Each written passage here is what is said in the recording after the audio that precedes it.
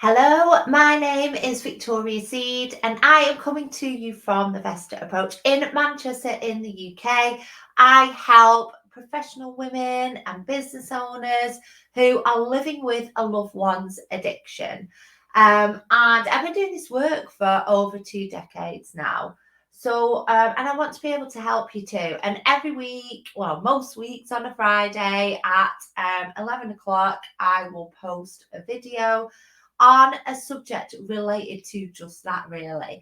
And the focus is to give you some practical and useful tips, tools, and techniques to take away and implement. And then if you like what I do, you can book in a call with me and have a chat about how I can help you. So today, what I thought would be really, really useful to talk about was 8 support options for addiction recovery. A lot of the time, my clients will come to me saying, "Oh, I don't know if I'm enabling, if I'm like looking into help for my loved one." And my message to you is, no, that is not enabling. Enabling is something that, like certain behaviors that are going to make it easier for your loved one to continue with their drug or alcohol use. And I've got different videos on that, so we're not going to be talking about that today. But helping is anything that is going to help your loved one into and through their recovery. So when it comes to finding out about different support, then this is it. I'm going to talk to you a little bit about the different support options. We've only got 10 minutes, so it's not going to be massively detailed, but it will give you a highlight of what you could explore for your loved one, so that when you hear that change talk, that I don't want to do this again, I want to change, I want to get some help, you are ready with the options that you've already filtered, because you'll know, what you can afford, what you can't afford, if you can afford anything, if you need to go to charitable organizations or your local teams or whatever. So you will have that ready, and I strongly recommend you do this. So just to say, before I kick off into that, I have a free Facebook group called Not My Addiction.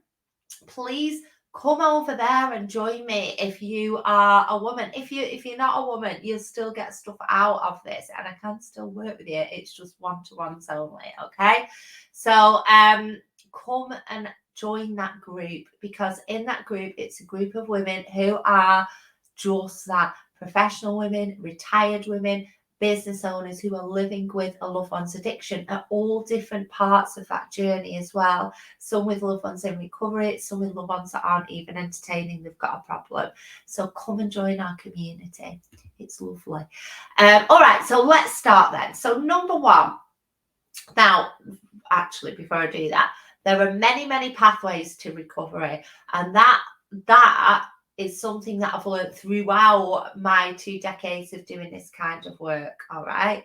But I did some brilliant training with the Recovery Coach Academy, who I mentioned quite a lot in my videos and my blogs and things. Go and check them out if you're interested in helping others through their recovery journey, because the training is phenomenal. And what I loved about that training was that also, as a practitioner, I don't favour any method of recovery. Obviously, I'm going to pick my own up, but that isn't for everyone, and that's okay. So what I'm saying to you is there isn't just one way.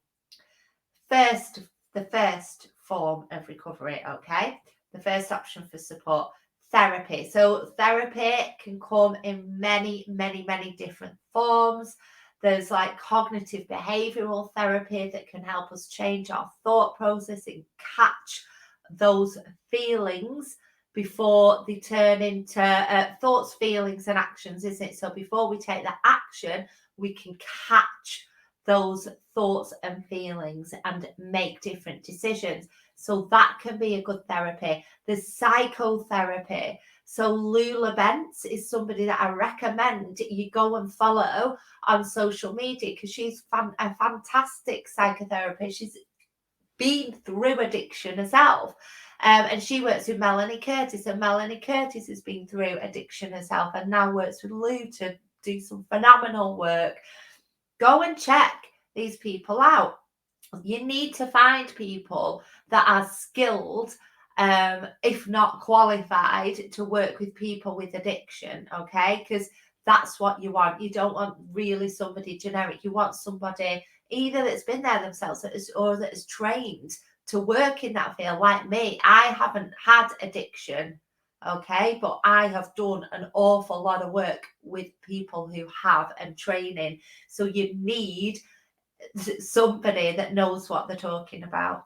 So therapy tends to kind of work, look into the past probably more than I do.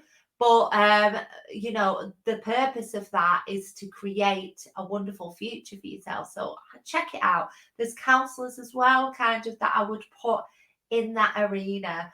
And again, you can look online for some credible counsellors, look at their experience, have a chat to them. Most people do consultations. You can do that without your loved one and just explain that you're going to get ready for them when they are ready for treatment. Okay. Private practitioners, so people like myself, is number 2. Somebody else called Stephanie Chivers. She is a fantastic private practitioner that works more with the people who are using substances, and I work with family members. So Stephanie and I have got quite a similar background, in that we've been through working and managing and leading services and organisations. And Stephanie's got her own lived experience as well, which she brings into her work. And she's a phenomenal practitioner, really, really high standards. So that is another option. We provide private and confidential support to individuals and families before and after recovery as well, because some of these options might, like therapeutic intervention, for example, your loved one isn't necessarily going to get the best out of that when they are full on into their use, because obviously, depending on the levels of intoxication, then it might not be the right time. But I'm not saying it never is. I'm just saying that you've got to find the right people at the right time. Steph and I can work with people who are using and are in the midst of their substance use. I personally, I work mainly on what's going on now and remaining future focused, solving problems, thinking of solutions. But obviously, part of that work is looking at what's happened for my clients, for their loved ones, learning from that and moving on from that. Do you know what I mean? So therapy might spend a little bit more time looking back than I would do as a practitioner.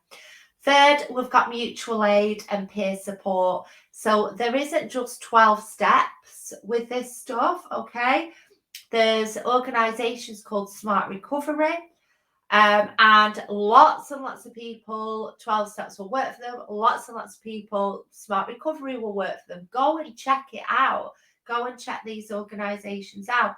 Do some research. There will also be other groups that have set up in your locality and online. I've recently researched a group up in Scotland that offers Smart Recovery for Polish speaking clients. So there's loads of offshoots of these type of groups, and there's lots of other organizations doing stuff as well. So I would recommend to find people who offer that peer support, that mutual aid. Speak to your local drug and alcohol service, ask what's available. You can look on NHS website as well for local drug and alcohol services and Frank and things like that. So these services are not professionally led, they're peer led. So it's people that have been through it most of the time. I know Smart Recovery can be led by professionals as well. And then they lead these groups and provide, with 12 steps, it's peer-to-peer, moving through the steps. Smart Recovery is a little bit more, I would say, CBT focused, solution focused. So have a look, read up on it. We're going to go way over time today, but I'm staying with it because this is a useful session for you. So number 4, recovery coaching. And I've already mentioned the Recovery Coach Academy I am a trained recovery coach with the Recovery Coach Academy. Recovery coaches offer support, offer guidance. They meet people where they're at in the recovery journey and support them through the journey using a peer-led approach.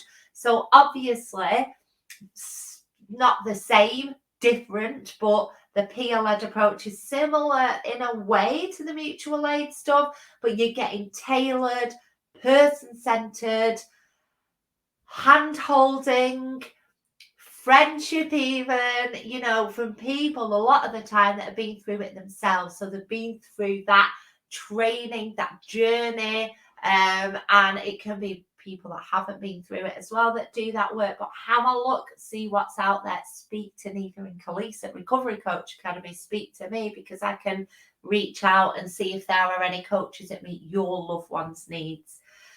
Okay, 5 is local drug and alcohol services.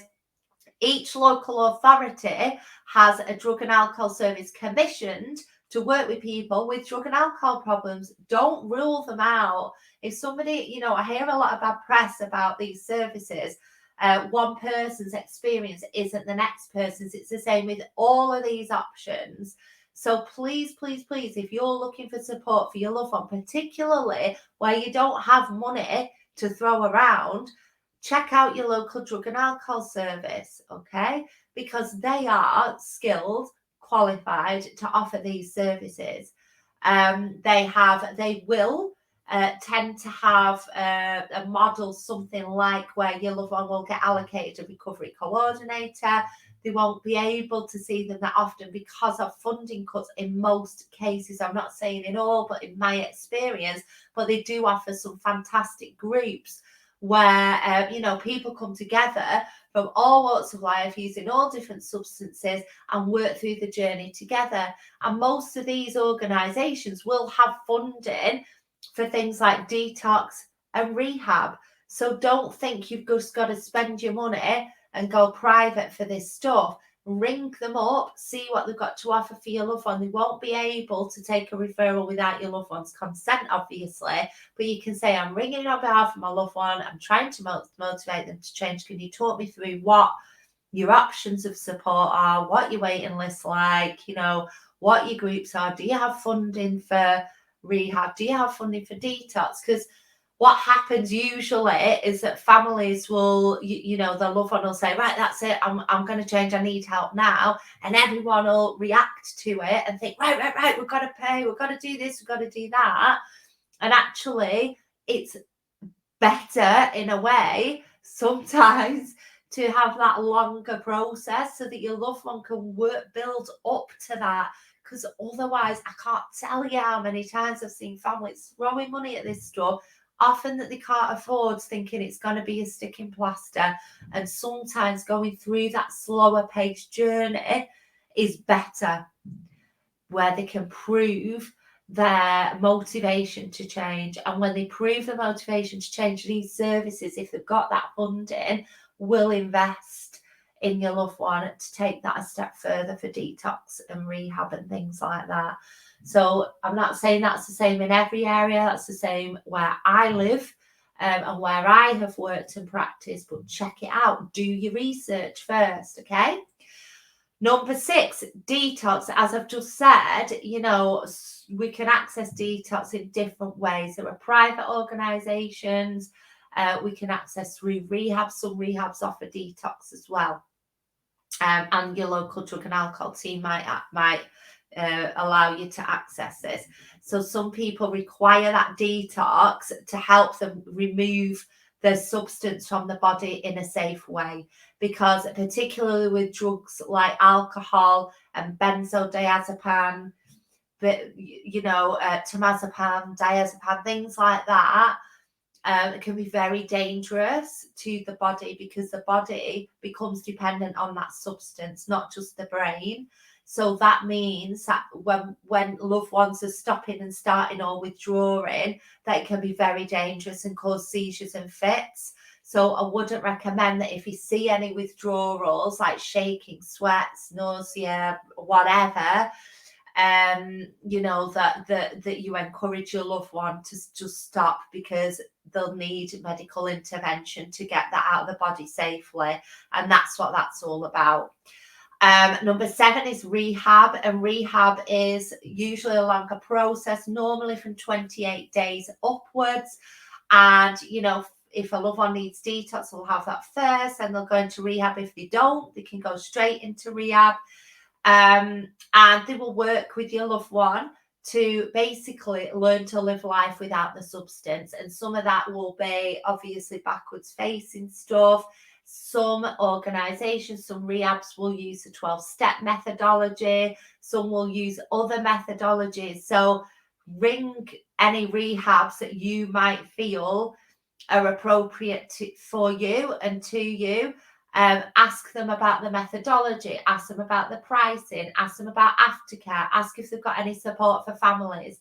Do you know what I mean? So please do your research on that if that is an option for you. I would avoid people who are referral organisations, just because normally they will be taking a cut or a referral fee. However, there are some really good ethical people that do that, such as Ian from Infinity Addiction Solutions. So he's a good guy. So if you've got to ring anyone just for that kind of overall, listen, rehab might be an option for me, can you talk me through it? Speak to Ian. All right, so number 8, finally, and I know we've gone over time today, but it's important stuff, intervention. And obviously these aren't every single option, by the way, because there are many others.